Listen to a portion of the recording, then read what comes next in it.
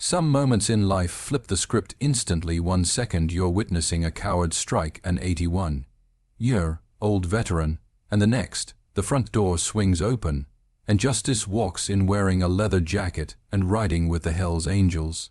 Respect for our veterans isn't just a polite gesture or a patriotic slogan.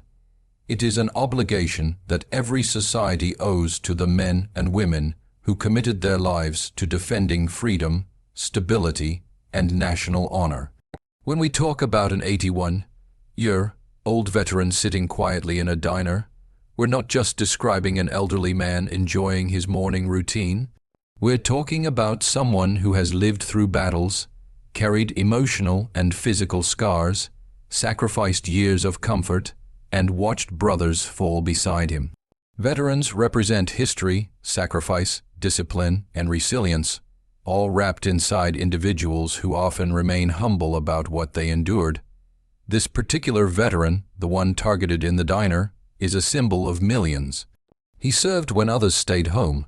He stood in places where fear controlled the air, yet he pushed forward because duty demanded it.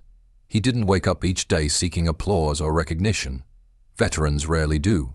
Instead, they lived their later years quietly, carrying memories and stories that most people would not survive a day handling. What makes this story so compelling is the blatant disregard shown by the thug who struck him. It wasn't just an attack, it was an insult to every ounce of sacrifice this veteran had ever made. To slap an elderly man is terrible enough, but to slap a veteran, a man who once risked his life so others could live theirs freely, is a moral failure. It exposes a deeper societal issue, the erosion of gratitude and the growing disconnect between generations who fought for freedom and those who now casually enjoy it. Many veterans didn't fight for medals or recognition. They fought so their children and grandchildren could live in a world where diners feel safe, where strangers can enjoy meals without fear, where people can express themselves freely. When that safety and respect are violated, especially by someone who likely never knew hardship beyond minor inconveniences, it becomes a disturbing reminder that not everyone understands the price of peace. We often forget that veterans didn't just serve, they aged.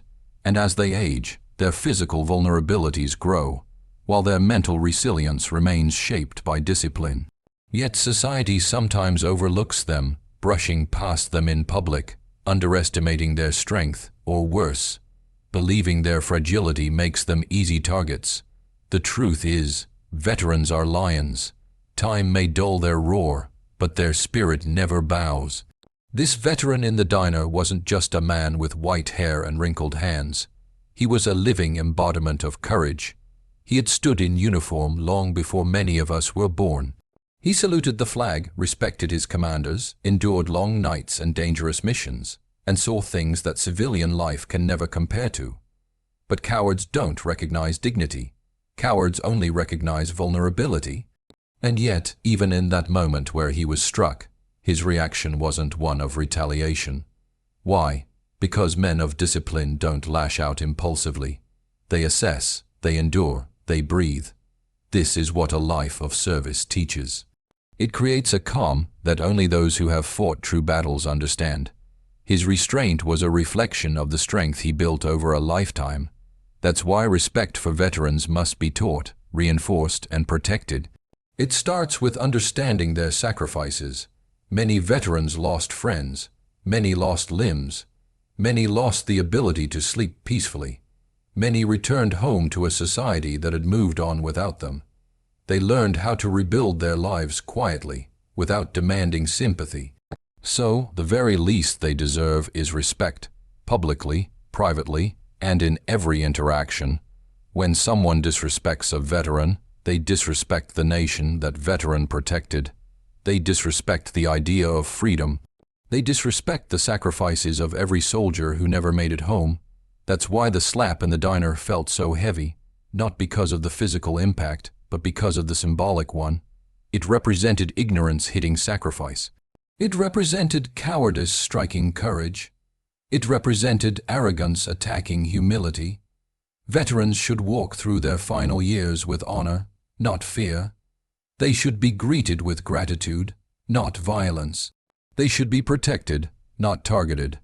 And when society fails to honor them, it is often their families who rise to defend that respect. This veteran's son understood that. He understood what his father endured, what he represented, and how disgraceful the act was.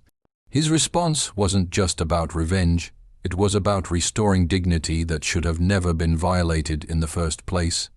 In the United States, in Pakistan, and across the world, veterans are pillars of national history. Their stories shaped the stability we now take for granted. The freedoms we enjoy today were bought with their sleepless nights, their determination, and sometimes their blood. So when an 81-year-old veteran sits in a diner with a cup of coffee, he isn't just relaxing. He's living the life he fought to protect. And that life deserves to be honored by everyone who benefits from the freedom he helped secure. Cowardice and courage are two forces that shape human behavior, often in ways that define a person's character long before they ever face a real test. In moments of confrontation, these traits don't just appear, they reveal who someone truly is. And in the story of the thug who slapped an 81-year-old veteran, we see the clearest contrast between the two. Let's begin with the coward. A coward is not measured by physical weakness, but by moral weakness. A coward chooses targets who cannot defend themselves. A coward seeks out those who pose no threat. A coward strikes when there is no risk. The man who slapped the elderly veteran wasn't strong, brave, or bold. He was the embodiment of a frail ego looking for something to dominate. That is the essence of cowardice, the pursuit of superiority through the path of least resistance. He saw an elderly man sitting quietly in a diner, a man with white hair, slow steps, and a gentle presence. To the thug, that image translated into an opportunity, someone easy to overpower. But this perception revealed everything about him. Strong men don't target the vulnerable. Confident men don't need to assert dominance. Brave men don't look for victims. They look for challenges, responsibilities, and ways to protect others. What the thug did wasn't an act of power. It was the most transparent display of insecurity. Now, let's shift to courage. Courage is not loud. It's not aggressive. It doesn't announce itself or seek attention. Real courage is often quiet, steady, grounded, internal. Courage belongs to people who do what is right even when nobody is watching.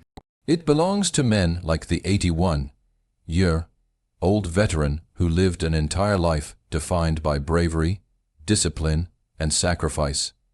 He didn't need to rise from his seat and fight back. His courage had already been proven decades ago when he served his country. He faced real threat, war zones, battlefield chaos, missions that pushed the limits of human endurance. He had confronted enemies with weapons, not petty thugs in diners. That's why he didn't react violently. He didn't have to prove anything. His courage had been stamped into history long before this coward ever drew his first breath. When the veteran was struck, he stayed composed, and that composure wasn't weakness, it was restraint. It was the mindset of someone who understands the difference between battles that matter and battles that don't. Courageous men do not let cowards pull them into meaningless fights. But courage doesn't end with the veteran. Courage also lived in his son. The moment his son walked through the diner door, everything changed. He didn't walk in as a man looking for trouble. He walked in as a son looking to protect his father. That instinct, that immediate response to injustice, is courage in its rawest form. His presence wasn't just personal, it was symbolic. He embodied what courage looks like when it stands against cowardice. And then there's the Hells Angels. For many people, the Hells Angels are a combination of mystery, fear, and fascination. They ride as a brotherhood, bound by loyalty, rules, and a strict code of respect. But beneath the leather jackets and roaring bikes lies a simple truth. They protect their own. That loyalty is a form of courage too. Not everyone rides into conflict knowing they might face consequences. But the angels do. They don't stand by when one of their own or someone connected to them is harmed. Where cowardice attacks the weak, courage defends the vulnerable. Where cowardice hides behind arrogance, courage stands on principle. Where cowardice takes advantage, courage intervenes. It's important to understand that courage isn't measured by physical force, nor is cowardice defined by avoidance. Courage is moral strength. Cowardice is moral failure. The thug failed not just as a man, but as a human being, because he chose to harm someone who represented integrity and sacrifice. The son, on the other hand, acted with a sense of righteousness. He didn't stand by quietly. He didn't shrink into the background. He didn't pretend he didn't see what happened. He stepped into the moment with the courage his father passed down to him. This contrast between cowardice and courage reflects a larger truth about society. Cowards often lash out because they have no real power. They rely on surprise, weakness, or shock value. They crumble the moment real strength enters the room. That moment came when the son walked in. The thug's bravado evaporated instantly, not because the son was violent, but because true courage exposes cowardice for what it is: pathetic. Courage, meanwhile, grows from values. It grows from upbringing, discipline, loyalty, and honor. It is inherited, learned, and practiced. In this story, courage ran through the family, from the veteran to his son. Their courage stood as a wall protecting dignity, respect, and justice. And that's the central message of this key point. Cowardice attacks. Courage defends. Cowardice tries to take power. Courage uses power to protect. In every confrontation, one truth remains. Cowardice may throw the first strike, but courage always defines the outcome. There are moments in life when everything shifts in a single second. Moments when the atmosphere changes so sharply that every person in the room feels it, even before understanding why. In this story, that moment came when the son of the 81-year-old veteran walked into the diner. What he walked into was not just a morning meal. It was a scene charged with disrespect, fear, and injustice. And the second he stepped through the door, the entire energy in that diner transformed. Imagine the setting. The diner is small, quiet, the kind of place where regulars sit in the same booth every morning. The sizzling of eggs, the smell of coffee, the hum of casual conversation. Everything seemed ordinary. But in the corner sat an elderly veteran, alone with his thoughts, simply enjoying a meal. Then the peace shattered. A thug, young, aggressive, fueled by arrogance, approached him. Words were exchanged that the old man didn't deserve. And then came the slap. A loud, sharp, disrespectful slap that echoed far louder than the noise itself. The entire diner froze. People watched in disbelief. Some wanted to intervene, but were paralyzed by shock. Some looked away. Some pretended not to notice. Fear does that, it silences the room, but fate has its timing. As if scripted in the universe's own sense of justice, the front door of the diner opened at that exact moment. In walked the son. Not by accident, not by coincidence, but arriving precisely when his father needed someone who wouldn't freeze, someone who wouldn't hesitate. The first thing he saw was his father holding his face in pain. That image alone was enough to trigger a reaction that came from every layer of his identity. His bloodline, his upbringing, his loyalty, and his love. He didn't need anyone to explain what happened. A son always knows when his father has been wronged. But what truly set the moment apart was not just who walked in, but who he walked in with. This wasn't a man entering alone. He entered with the hellsangels, and everything changed instantly.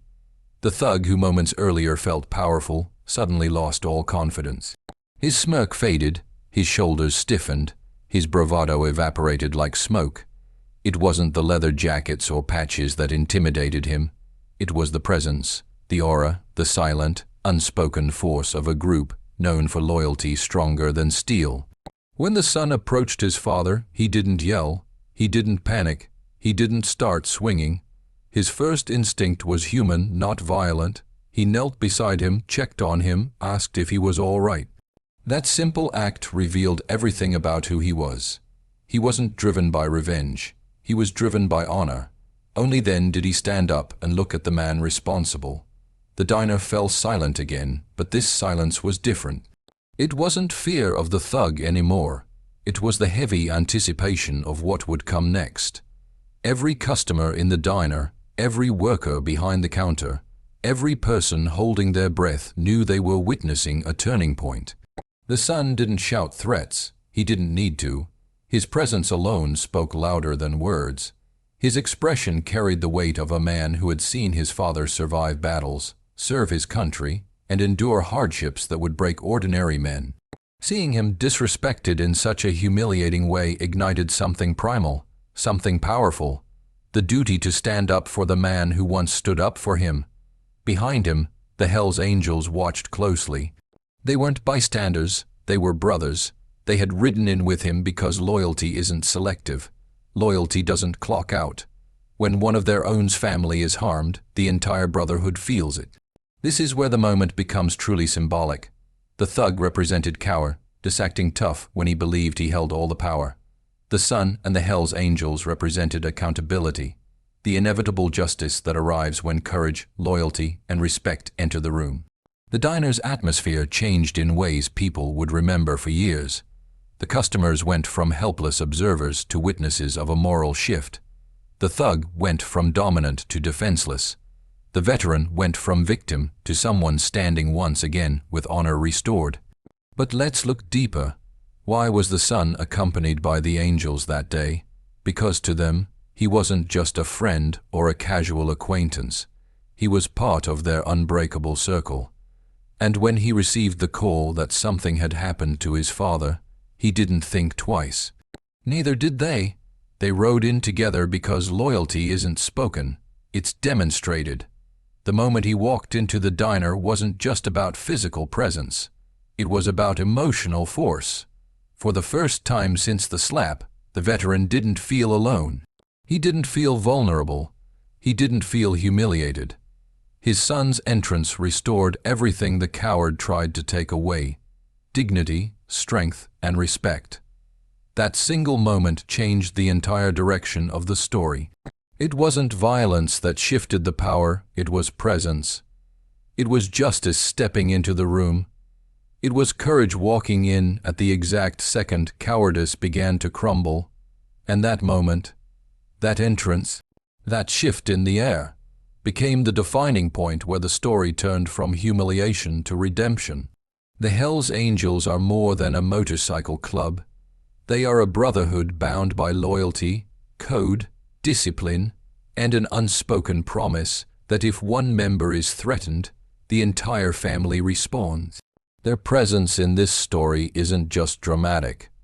It represents a deeper lesson about unity, protection, and the strength of standing together. To understand the impact of their entrance into the diner, we must understand what the Hell's Angels represent, not as myths or stereotypes, but as a real, tightly connected community. When the veteran's son walked into the diner with members of the Hell's Angels, he wasn't walking in with a gang of strangers. He was walking in with brothers who treat loyalty as law.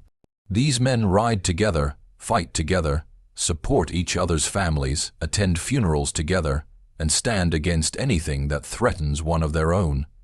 Their bond doesn't waver because it was built on hardship, trust, and shared experiences.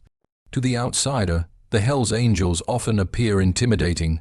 Leather vests, patches, loud bikes, and a reputation forged over decades. But what most people miss is that behind this rough exterior lies a code that is more principled than many expect. Their loyalty is unwavering, their commitment to each other absolute. They don't retreat, they don't break. And when they show up, it is a promise that no one stands alone. That day, when the son learned what had happened to his father, an 81-year-old veteran humiliated and physically struck, he didn't hesitate. He didn't think twice. He knew there were people who would stand with him without question, without delay, and without fear. That is exactly what the Hell's Angels did. The moment he reached out, they responded. No excuses, no hesitation. Because in their world, protecting the people close to you isn't optional. It's mandatory. Their arrival in the diner was more than just a group of bikers stepping inside. It was the physical manifestation of unity. Their presence changed the atmosphere before a single word was spoken. People who had been frozen in fear moments earlier suddenly felt the weight of justice entering the room. The thug who had slapped the elderly veteran felt something else entirely, his sense of power evaporating. To understand why their presence was so powerful, we need to understand the internal code they live by. The Hell's Angels operate on principles that many modern communities lack. 1. Loyalty above all. To them, loyalty isn't casual. It's sacred. If a brother is hurt, they support him. If a brother's family is disrespected, they treat it as an attack on all of them. This unity is why the son didn't walk into the diner alone. He came with a force that stood behind him not because they were asked to, but because they chose to. 2. Respect is earned and defended. Respect is the core of their identity. They respect those who deserve it, especially people like the veteran, men who have given more to their country and their communities than most people ever will. When that respect is violated, as it was by the thug, the angels see it as an attack on the values they stand for. 3. Brotherhood without boundaries. Their bond extends beyond blood. When someone becomes part of their circle, their family becomes the angels' family. The veteran wasn't just the father of one of their own. He became a man they collectively stood for. His age, his service, and his dignity placed him in a position of honor among them. 4. Presence as power. The angels don't have to raise their voices to make a statement. Their presence alone sends a message. Walking into that diner, they didn't act violently. They didn't rush forward. They didn't even need to. The way they carried themselves, the calmness, the silent unity, the readiness, was more powerful than any threat. 5. Action over words. The Hell's Angels don't posture. They don't brag. They don't talk about what they'll do. They take action. And that's what they did for the son and his father. By simply showing up, they shifted the balance of power in the room and reminded everyone that real loyalty isn't spoken, it's demonstrated.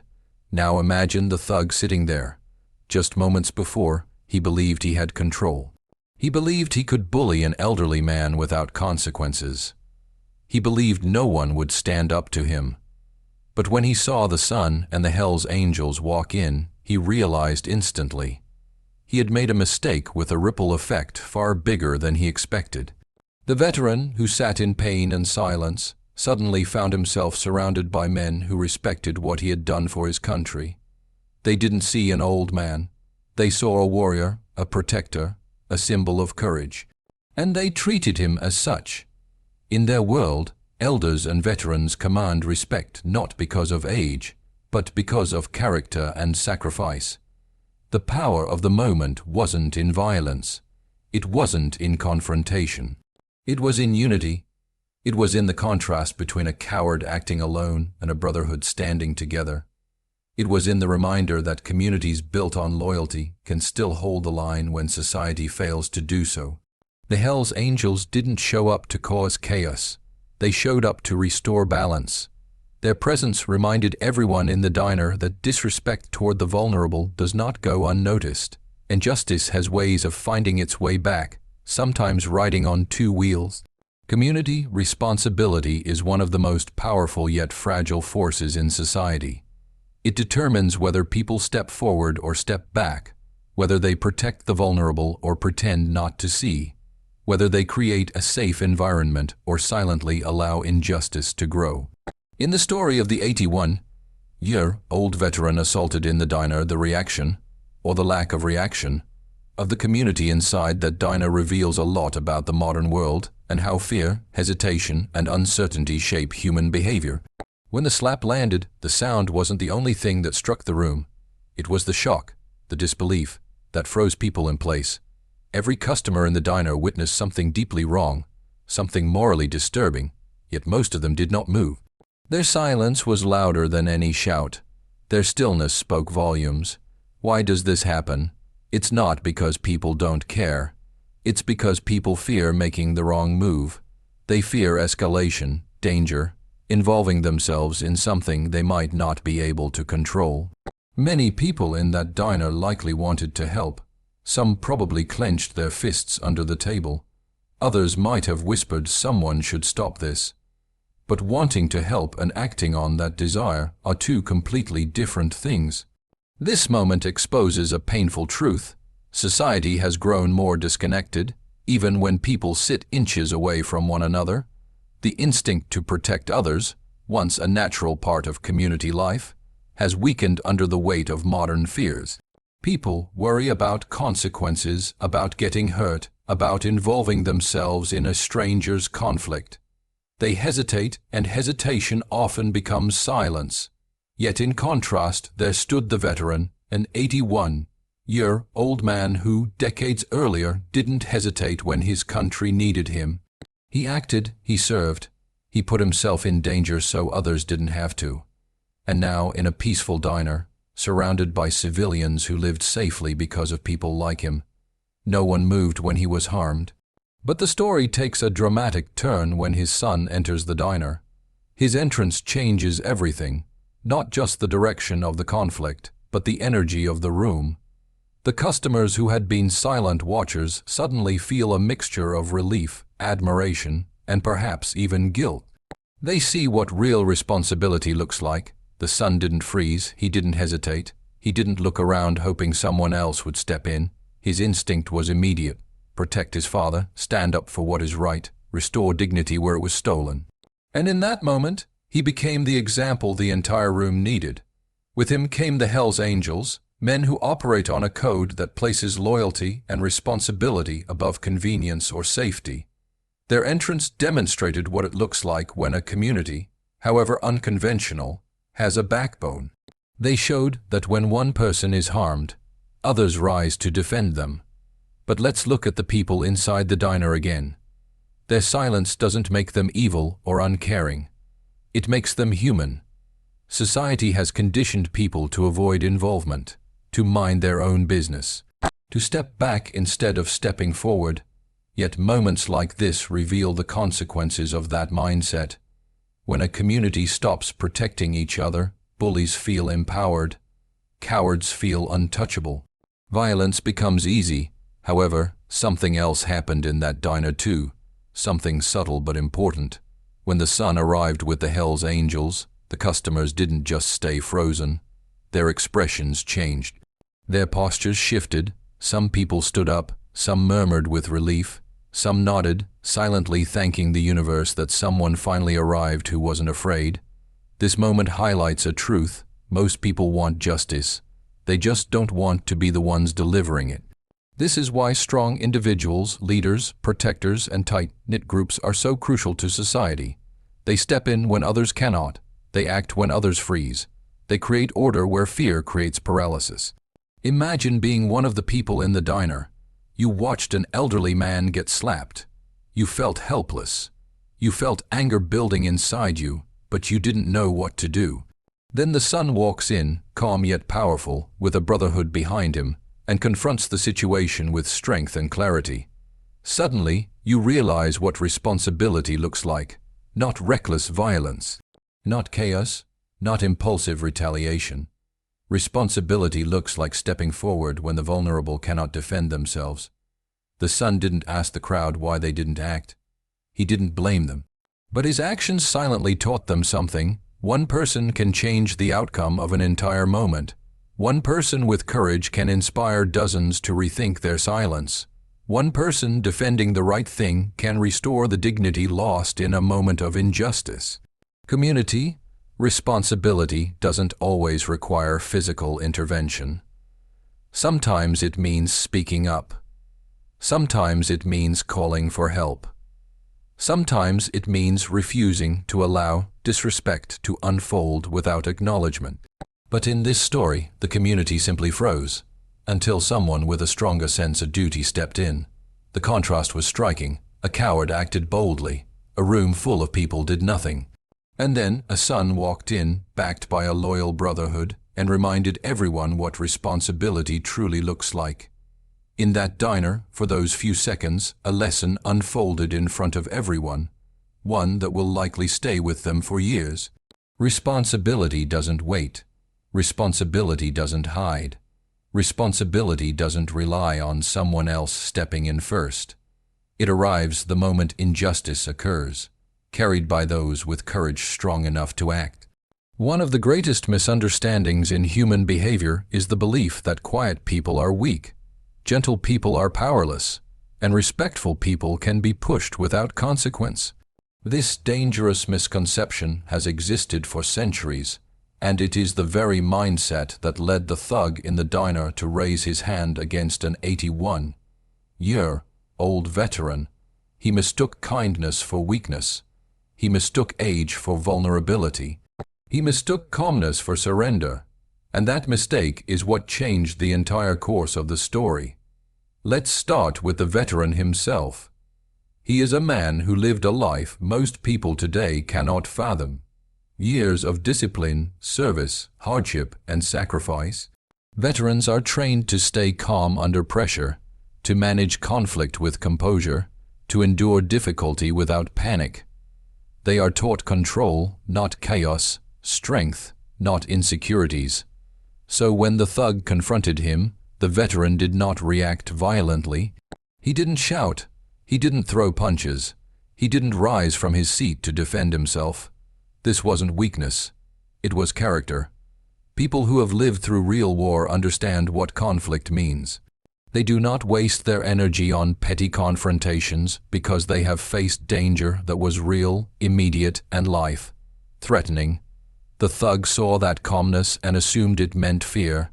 He saw restraint and mistook it for helplessness.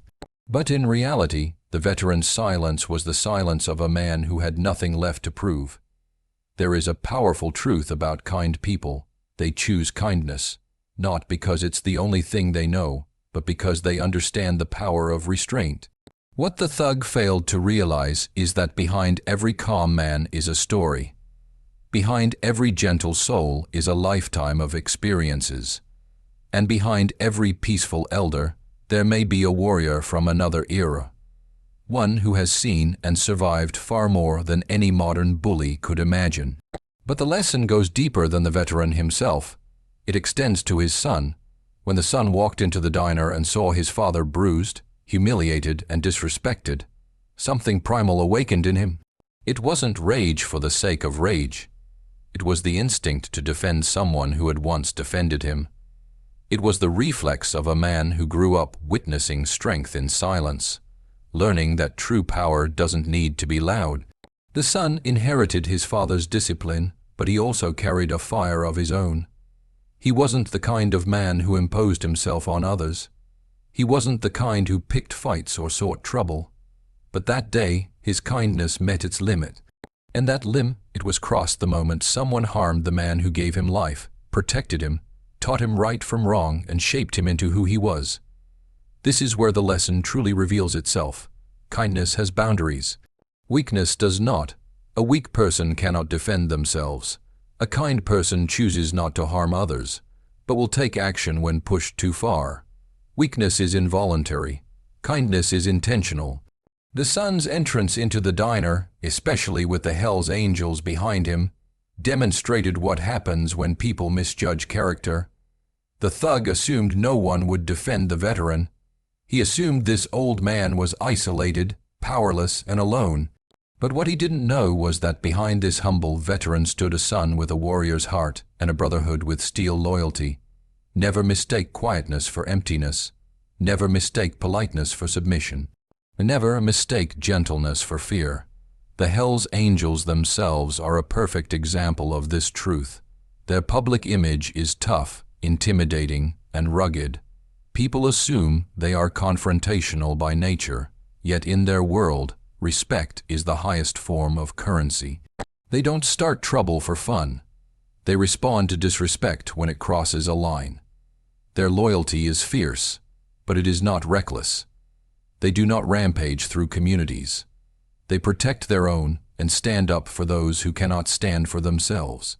Their presence in the diner symbolized the deeper message.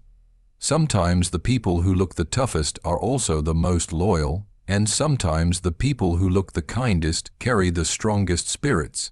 When the thug saw the son and the angels walk in, reality hit him like a wave. His earlier confidence dissolved. He realized instantly that the man he slapped was not alone. That man had a family, a history, and a silent army of people who respected him far more than the thug respected anyone in his life. This is what cowards never understand. The quiet man at the table might have a network of warriors behind him. The elderly man sipping coffee might have lived a life braver than any thug could comprehend. The man who doesn't fight back immediately may simply be choosing peace, but is fully capable of choosing otherwise. The veteran's kindness was not weakness. It was maturity, it was wisdom, it was a lifetime of knowing what real battles look like. The thug's loudness was not strength, it was insecurity, it was ignorance. It was the behavior of someone who had never been tested in any meaningful way. This entire moment revealed a universal truth. The strongest people are often the quietest, and the loudest are often the weakest. Kindness is a choice made by those who know violence but prefer peace. Weakness is a condition of those who know nothing but fear. And when kindness is mistaken for weakness, consequences arrive, sometimes quietly, sometimes on 2 roaring motorcycles, sometimes in the form of a son who refuses to let disrespect go unanswered. In the end, this story isn't just about a thug, a slap, or a confrontation in a diner. It's about what happens when respect meets disrespect, when loyalty overpowers cowardice, and when a family's love rises stronger than fear. An old veteran, quiet, humble, carrying the weight of a lifetime of sacrifice, was reminded that even in his later years, he is not alone. His son proved that the strength of a family does not fade with age, and the Hells Angels showed that brotherhood isn't written on paper, it's written in action. That day, the diner witnessed more than a conflict. It witnessed a message every generation must carry forward. Honor those who came before you, stand for what is right, protect the vulnerable, and never, ever, mistake kindness for weakness. Because sometimes justice doesn't come in a courtroom. Sometimes it walks through the diner door. Sometimes it arrives wearing leather, riding on 2 wheels, carrying the kind of loyalty the world desperately needs more of. This wasn't just payback, it was respect restored. It was dignity reclaimed. It was a reminder that courage isn't always loud, but when it shows up, everyone feels it, and in that small town diner on that unforgettable day, courage walked in and cowardice finally understood its place.